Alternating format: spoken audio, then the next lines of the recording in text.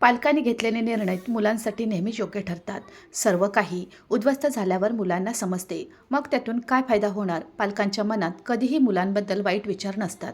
ते त्यांच्या मुलांसाठी वधू आणि वर पाहण्यापूर्वी त्यांच्या मुलांच्या कल्याणाशी संबंधित असलेल्या सर्व गोष्टींकडे लक्ष देतात. मी जे बोलले ते तुम्हाला आवडले असेल तर कृपया मला कमेंटमध्ये सांगा. आज मी माझ्या आयुष्यात खूप आनंदी आहे. माझी कोणावरही तक्रार नाही. याच मुलीच्या शब्दात ऐकूया. माझ्या पतीने आपल्या नोकरासह माझ्यावर खोटे आरोप करून मला सोडले होते. जेव्हा मी माझ्या भावाच्या घरी गेले तेव्हा त्याने मला थप्पड मारली आणि घरातून हाकलून दिले आणि सांगितले की तू चुकीची महिला आहेस. मला हॉटेलमध्ये नोकरी शोधायला भाग पाडले. मी तिथे काम करायची आणि माझ्या खोलीत जाऊन पूजा करायची आणि देवाची प्रार्थना करायची. देवा, मला काहीतरी चमत्कार दाखवा म्हणजे मी सर्वांसमोर माझे निर्दोषत्व सिद्ध करू शकेन. माझे दुःख कमी झाल्यावर हॉटेल मालकाने मला लग्नाचा प्रस्ताव दिला. हॉटेलच्या मालकाला पाहिल्यावर मी थक्क झाले, कारण माझे नाव आभा आहे. मला 2 भाऊ होते आणि मी त्यांची एकुलती एक बहीण होते. माझ्या जन्मानंतर माझे आई वडीलही खूप आजारी राहिले. दोन्ही भावांच्या वयात बराच फरक होता. माझा मोठा भाऊ कॉलेजमध्ये तर लहान भाऊ शाळेत शिकत होता. जेव्हा माझ्या पालकांना चांगली बातमी मिळाली याबाबत आईने पतीला सांगितले. मुलं मोठी झाली आहेत, मी त्यांच्यासमोर अशा गोष्टी कशा बोलणार? त्यांनी माझ्या वडिलांना सांगितले की आपण डॉक्टरांकडे जाऊया, यातून सुटका करून घेऊ, कारण ही आनंदाची बातमी तिला आयुष्याच्या शेवटच्या क्षणीच मिळत होती आणि त्यामुळे अशा अवस्थेत मुलांसमोर जायला ती कचरत होती. माझे वडील म्हणाले, काही गरज नाही, हे देवाचे निर्णय आहेत. म्हणून माझे वडील माझ्या आईला या बाबतीत खूप प्रोत्साहन मिळाले आणि तिनेही ही बाब त्यांच्या दोन्ही मुलांना त्यांच्या पद्धतीने समजावून सांगितली आणि त्यांनीही माझ्या वडिलांना याबाबत कोणताही प्रश्न विचारला नाही. मी त्यांच्या घरी जन्माला आले तेव्हा माझे दोन्ही भाऊ मला बाहुलीसारखे घेऊन फिरायचे. माझी आई आणि माझे वडील त्यांना पाहून खुश व्हायचे आणि माझे वडील माझ्या आईला म्हणायचे की तुझी विनाकारण काळजी होत आहे. बघ, तुझी मुले बहिणीवर किती प्रेम करतात. माझ्या आईलाही हे पाहून आनंद झाला. माझ्या जन्मानंतर तिची तब्येत खूप खराब झाली. ती अनेकदा आजारी असायची. माझ्या वडिलांनी माझ्या आईला सर्वत्र डॉक्टरांकडून तपासले आणि तिच्यावर उपचार केले. डॉक्टरांनी तिला ब्लड कॅन्सरचे निदान केले आणि त्यांना सांगितले की तिचे जगण्याचे दिवस खूप कमी आहेत. ही बातमी माझ्या कुटुंबावर संकटासारखी कोसळली. माझ्या आईने माझ्या वडिलांना माझ्यानंतर माझ्या मुलांची काळजी घेण्यास सांगितले. माझ्या वडिलांनी तिला धीर दिला. अशा गोष्टी का बोलतेस? तू लवकरात लवकर बरी होशील आणि तुझ्या मुलांची स्वतः काळजी घे. पण देवाची दुसरी योजना होती. पण 2 महिन्यांनी माझी आई आम्हाला सोडून हे जग सोडून गेली. माझ्या आईने हे जग सोडले तेव्हा मी फक्त 4 वर्षाची होते. आमचे घर पूर्णपणे उद्ध्वस्त झाले. माझ्या आईच्या मृत्यूवर कोणाचाही विश्वास बसत नव्हता. माझ्या भावाने माझी काळजी घेतली आणि मी सुरुवातीपासूनच माझ्या भावांच्या जवळ आहे आणि माझ्या वडिलांच्या जवळ आहे. दरम्यान माझ्या मोठ्या भावाने शिक्षण पूर्ण केले आणि परदेशात नोकरीसाठी अर्ज करण्यास सुरुवात केली आणि माझ्या वडिलांना सांगितले की मी बाहेर जात आहे आणि माझा लहान भाऊ त्याच्या अभ्यासात व्यस्त आहे. तर माझ्या बहिणीची काळजी घेण्यासाठी घरी कोण उपस्थित असेल? माझ्या वडिलांनीही या प्रकरणावर विचार केला. ते सुद्धा खूप काळजीत होते, कारण ते सुद्धा त्यांच्या व्यवसायाबद्दल घराबाहेर राहत असत. मला मोलकरणीच्या स्वाधीनही करता आले नाही. त्यामुळे आता माझ्या वडिलांच्या बहिणी आणि भावांनी त्यांना पुन्हा लग्न करण्याचा सल्ला दिला. माझे वडील दुसऱ्या लग्नासाठी तयार नव्हते. आई वारल्यावर वडिलांनी दुसरं लग्न केलं, म्हणून आपल्या मुलांना काय वाटेल याची त्यांना काळजी वाटत होती. माझ्या भावाला जेव्हा ही गोष्ट कळली तेव्हा तो म्हणाला की बरं झालं. अशा प्रकारे माझ्या भावाच्या सांगण्यावरून माझ्या वडिलांनी दुसरे लग्न केले. माझ्या सावत्र आईने सुरुवातीला माझ्या वडिलांसमोर माझी खूप काळजी घेतली. पण जोपर्यंत माझे वडील घरात होते तोपर्यंत माझ्या आईने माझ्याकडे विशेष लक्ष दिले नाही. मी भुकेने रडत राही, पण तिला माझी पर्वा नव्हती. माझा भाऊ आणि वडील रात्री परत यायचे तेव्हा मी त्यांना माझ्या बोलक्या भाषेत सांगायचे मला भूक लागली आहे. मग माझी आई मला त्यांच्यासमोर लाड करायला लागली आणि त्यांच्या पाठीमागे राग काढू लागली. मग माझी सावत्र आई गेल्यानंतर माझ्याशी कसे वागले याची त्यांना कल्पना नव्हती. असेच दिवस जात होते. मी आता 8 वर्षाची आहे. 3 वर्षांनी माझा भाऊ परदेशातून आला. माझ्या भावाला पाहून मला खूप आनंद झाला आणि तो पण माझ्यासोबत बसून बोलत होता. तो मला माझ्या शिक्षणाबद्दल विचारत होता आणि छोट्या छोट्या गोष्टींबद्दल बोलत होता. मी पण आनंदाने हसत होते. असेच काही दिवस गेले जेव्हा घरात मोठ्या भावाच्या लग्नाचा गदारोळ होता. जेव्हा मी माझ्या मोठ्या भावाच्या लग्नाबद्दल ऐकले तेव्हा मला कळले की माझ्या मोठ्या भावाचे लग्न माझ्या सावत्र आईने आयोजित केले होते. तेव्हा मला खूप आनंद झाला. पण नंतर धक्का बसला, कारण सावत्र आईच्या मैत्रिणीची मुलगी अनेकदा आमच्या घरी यायची आणि ती माझ्याशी नीट वागत नव्हती.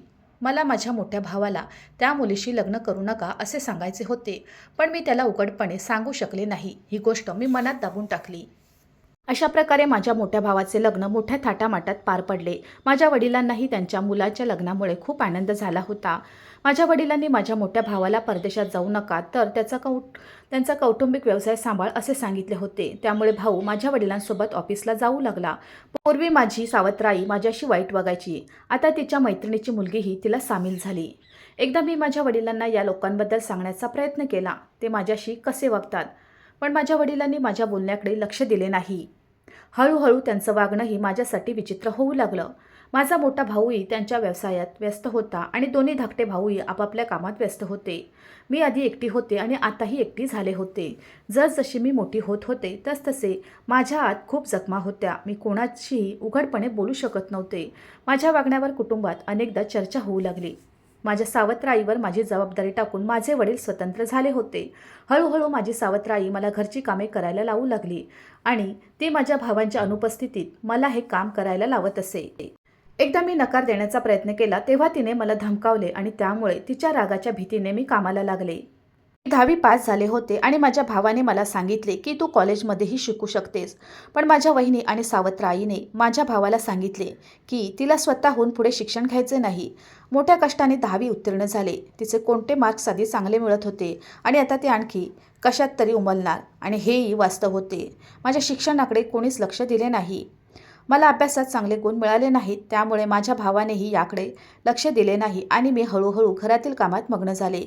मी माझी आवड माझ्या कामात केंद्रित केली होती आणि त्यातच मला माझा आनंद मिळत होता. घरी कोणी पाहुणे आले की मी त्यांच्यासाठी विविध प्रकारचे पदार्थ बनवून त्यांची सेवा करायचे. मी शिजवलेले अन्न खाल्ल्यानंतर माझे भाऊ माझी स्तुती करायचे.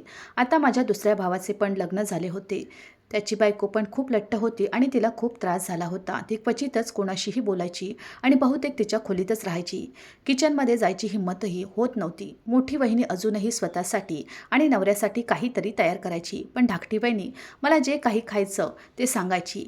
त्याने सांगितलेल्या गोष्टी मी त्यांच्यासमोर मांडायचे आणि मी क्वचितच कोणाशीही बोलत असे. माझ्या कुटुंबातील सदस्यांनी आणि माझ्या भावांनी माझ्या या वागण्याला माझी सवय मानली होती. आता माझे वडील पण म्हातारे झाले होते. ते वारंवार आजारी पडू लागले होते आणि माझ्या एक गोष्ट लक्षात आली होती. आता त्यांना अनेकदा काळजी वाटायची. मी त्यांच्यासाठी जेवण शिजवून त्यांच्या खोलीत घेऊन जायचे. खूप वर्षांनी मी त्यांच्यासाठी जेवण बनवले आणि त्यांच्या खोलीत नेले आणि मी परत आल्यावर ते म्हणाले, माझ्यासोबत थोडा वेळ बस, कारण माझ्या वडिलांनी माझ्याशी अनेक वर्ष असे कधीच बोलले नव्हते. त्यांच्याजवळ बसताना मी दचकले. त्यांच्या विनंतीवरून 2-3 वेळा मी त्यांच्याजवळ बसले. थोडा वेळ माझ्याकडे बघतच राहिले. मग विचारलं, काय झालं, गप्प का? मी अचानक त्यांच्याकडे पाहिलं आणि बघितलं. त्यांना इतक्या वर्षांनी हा प्रश्न विचारायचा कसा काय आठवला. मी लहानपणापासूनच गप्प राहायला शिकले होते. जेव्हा त्यांचं दुसरं लग्न झालं आणि इतक्या वर्षांनी माझं गप्प राहणं त्यांच्या लक्षात आलं. पण मी काही उत्तर न देतात नाही म्हणून मान टेकवली.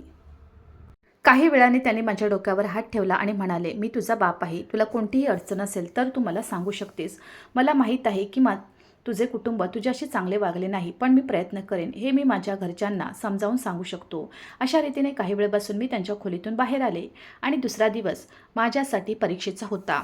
सकाळी उठून नाश्ता करायला स्वयंपाकघरात जायला लागले तेव्हा मला दिसले की माझे वडील, त्यांच्या दुसरी पत्नी आणि भाऊ आणि त्यांच्या बायका अंगणात बसले होते.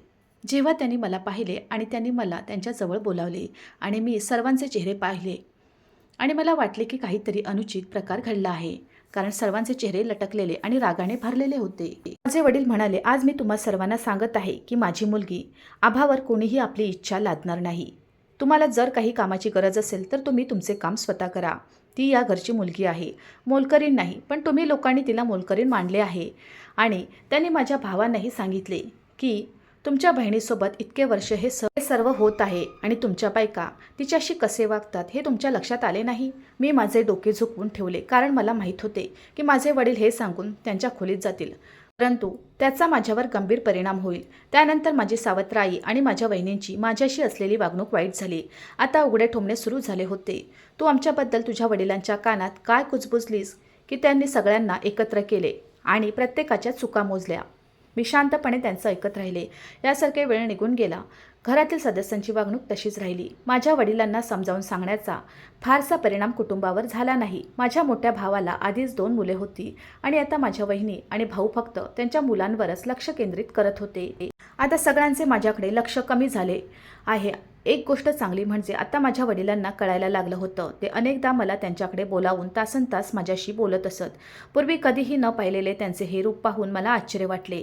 ते माझ्याशी माझ्या खऱ्या आईबद्दल खूप बोलले आणि तिच्या लग्नाचा फोटो काढून मला दाखवला आणि आमच्या लहानपणीचा जुना फोटो बघत राहिले. ते माझ्याशी बोलत राहायचे. जेव्हाही मी घरातील कामापासून दूर असायचे तेव्हा मी त्यांच्याजवळ बसायचे. माझी सावत्र आई आणि माझा भाऊ मला सांगायचे की माझ्या वडिलांच्या जवळ बसून देवाला माहीत की काय बोलत होती.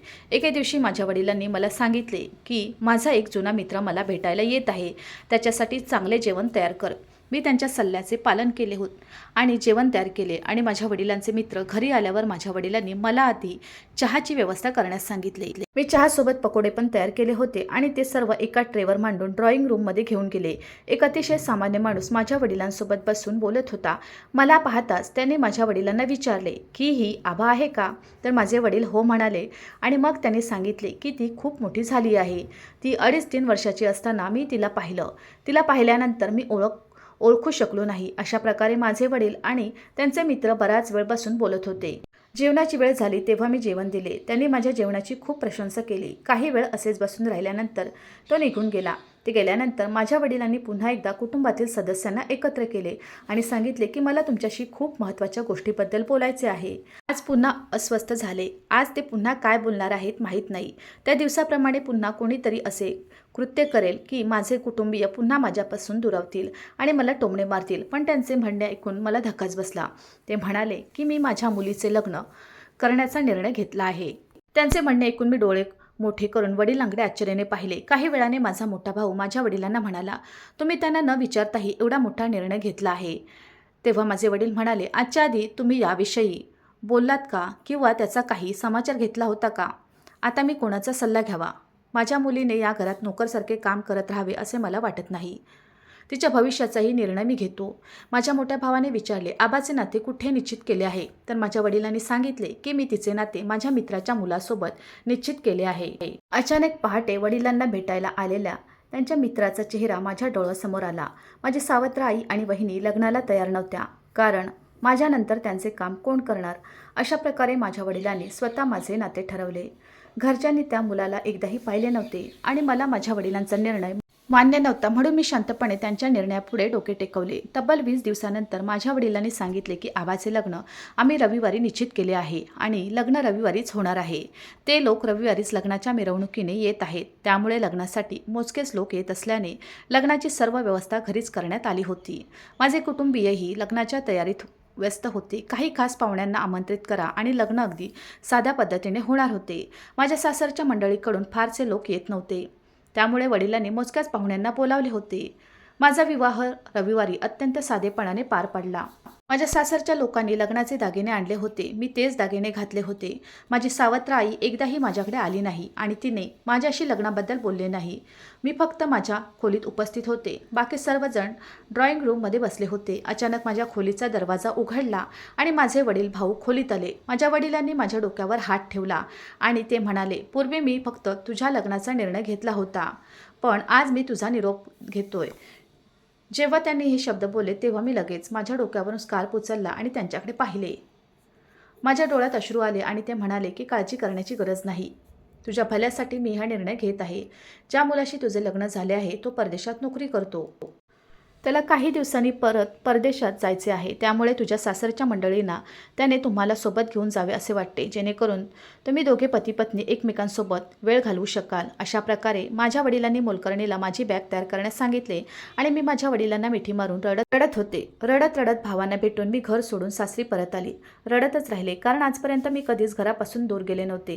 मी माझ्या नवऱ्याचा चेहराही पाहिला नव्हता. गाडीत बसून माझी फाट थकली होती आणि प्रवास संपत नव्हता. जवळपास 6-7 तासांच्या प्रवासानंतर गाडी एका मोठ्या बंगल्यावर थांबली. माझ्या सासऱ्यांनी मला गाडीतून खाली उतरायला सांगितले. मला आश्चर्य वाटले.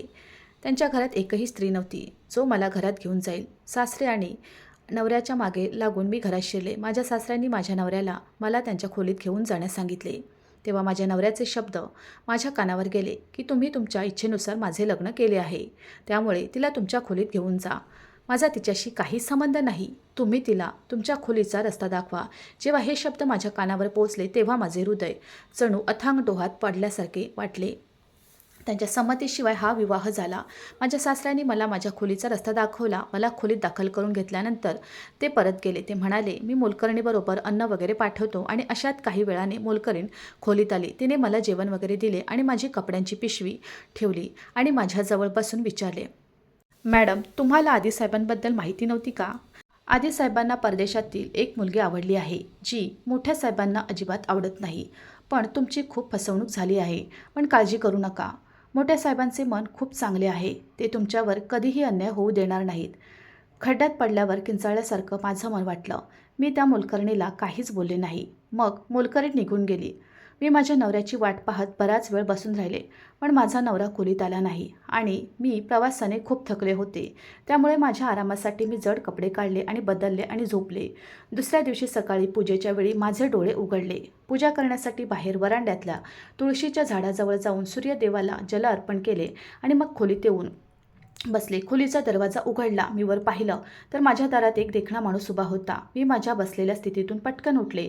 पण तो माणूस जबरदस्तीने दार बंद करून खोलीत शिरला आणि तो दबक्या आवाजात म्हणू लागला की तू एक गोष्ट ध्यानात, मी तुझ्याशी लग्न करणार नाही आणि तुझ्यासोबत आयुष्य घालवण्याचा निर्णय घेणार नाही. पण माझ्या वडिलांनी मला हे लग्न करायला लावले आहे.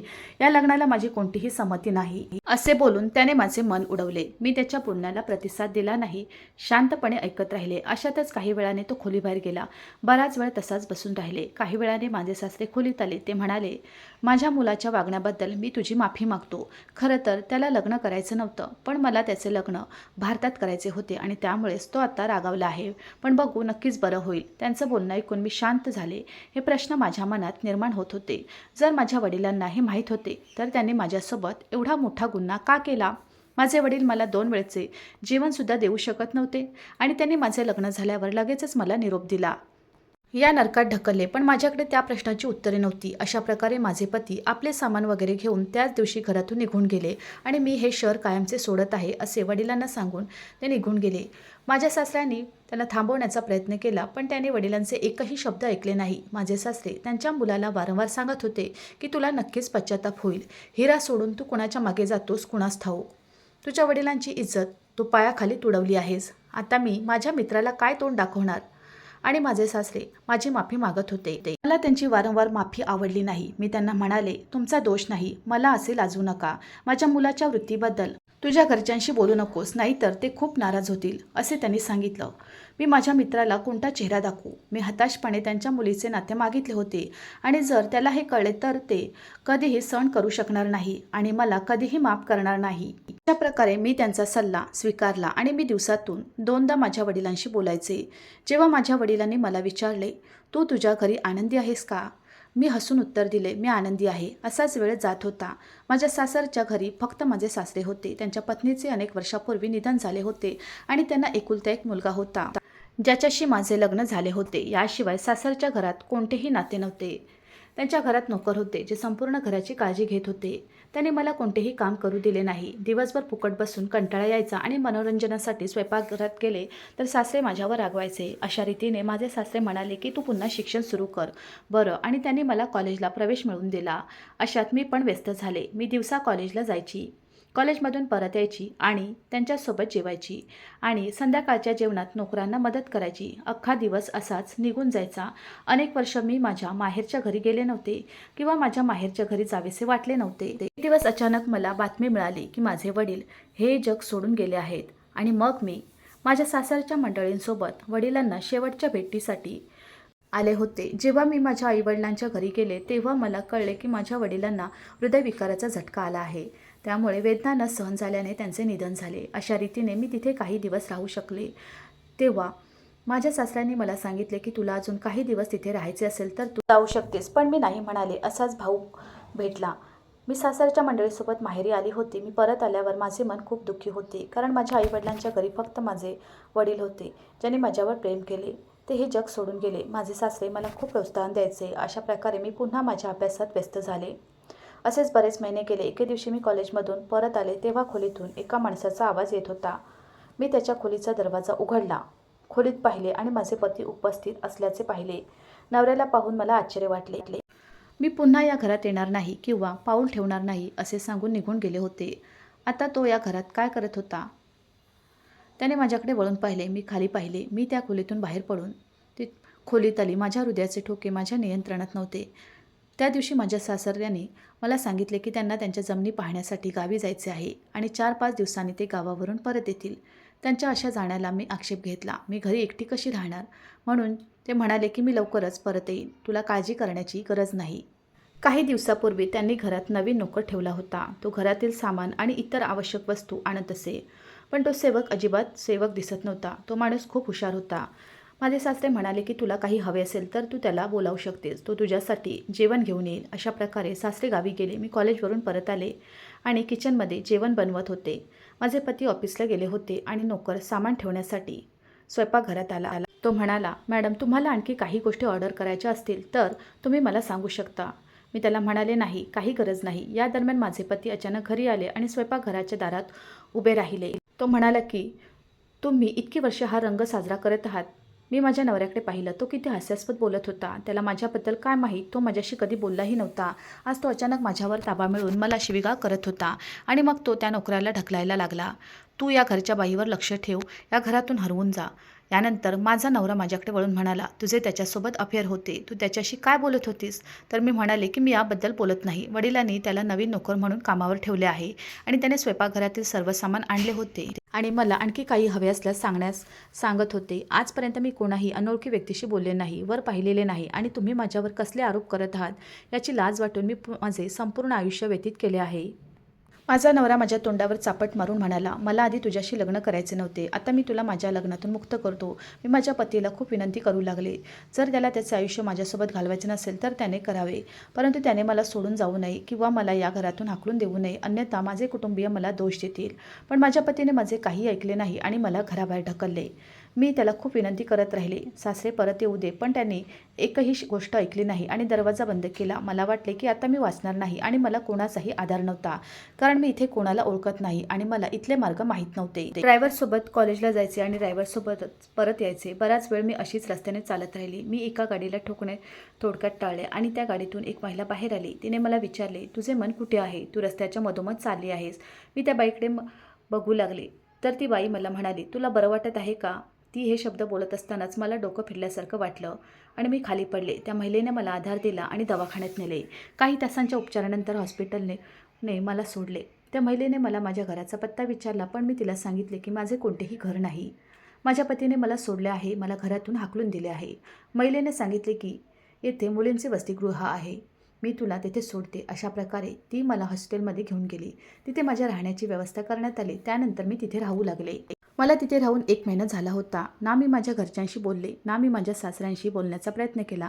कारण त्यांच्याशी माझे संबंध नातेसंबंधावर आधारित होते. तेच नाते संपलं तर त्यांच्याशी बोलण्यात काय फायदा? अशातच मी वसतिगृहात राहून 4-5 महिने निघून गेले. आता मला या वातावरणाची सवय झाली होती. एके दिवशी मी माझ्या खोलीत बसले होते. हॉस्टेलची वॉर्डन माझ्या खोलीत आली आणि म्हणाली, मी हॉस्टेल मॅनेजरकडून तुमच्यासाठी आमंत्रण आणले आहे. त्याला तुमच्याशी लग्न करायचे आहे. हे ऐकून माझे मन संतापाने उफाळून आले. काय झालं? माझ्या राहण्यासाठी जागा नसेल तर मला वसतिगृहात राहण्यासाठी वसतिगृहाच्या व्यवस्थापकाशी लग्न करावे लागेल? मला हे अजिबात सहन होत नव्हते. म्हणून मी रागाने वॉर्डनला सांगितले की मला तुमच्या मॅनेजरला भेटायचे आहे. अशा प्रकारे मी त्यांच्या कार्यालयात गेले. पण ऑफिसचा दरवाजा उघडून समोर त्या माणसाला बघताच माझे डोळे विस्पारले. माझ्यासमोर तोच नोकर उभा होता जो आमच्या घरातील कामे करत असे.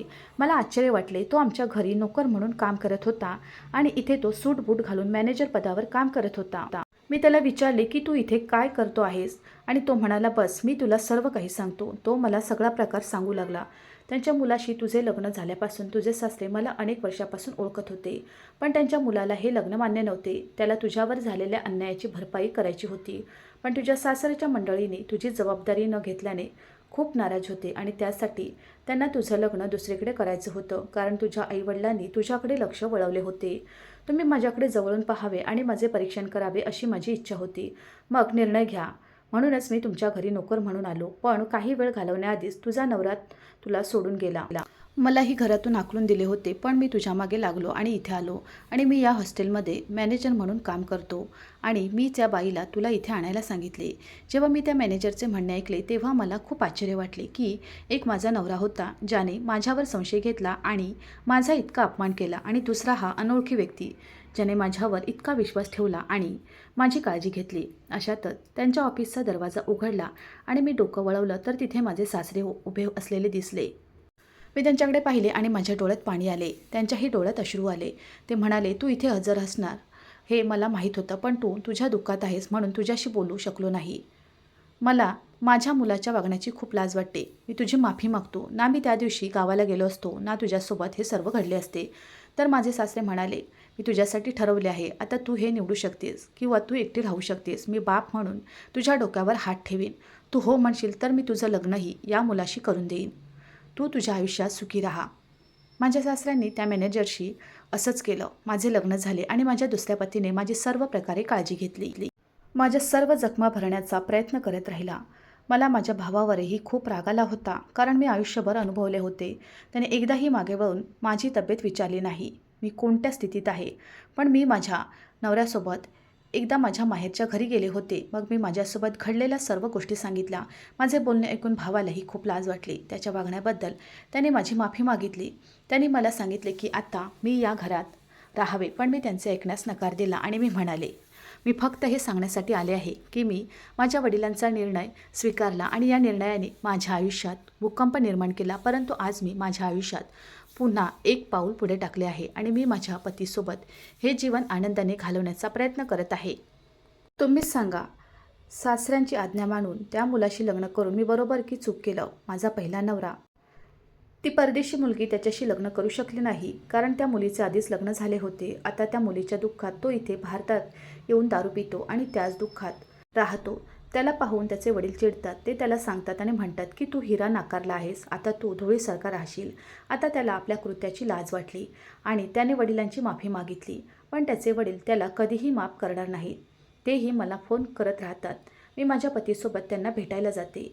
मी माझ्या पहिल्या नवऱ्याशी 1-2 वेळा समोरासमोर आले होते. त्याने माझ्याकडे डोळे वटारले आणि अनेक वेळा माफी मागितली. पण आता त्याचे काय होणार? जे व्हायचे होते ते झाले. मित्रांनो, मला आशा आहे की तुम्हाला आमची कथा आवडली असेल. कथा आवडली असेल तर व्हिडिओला लाईक करा. चॅनलवर नवीन असाल तर सबस्क्राईब करा. आणि हो, नोटिफिकेशन बटन दाबा, जेणेकरून तुम्हाला पुढील अपडेट सर्वात आधी मिळतील.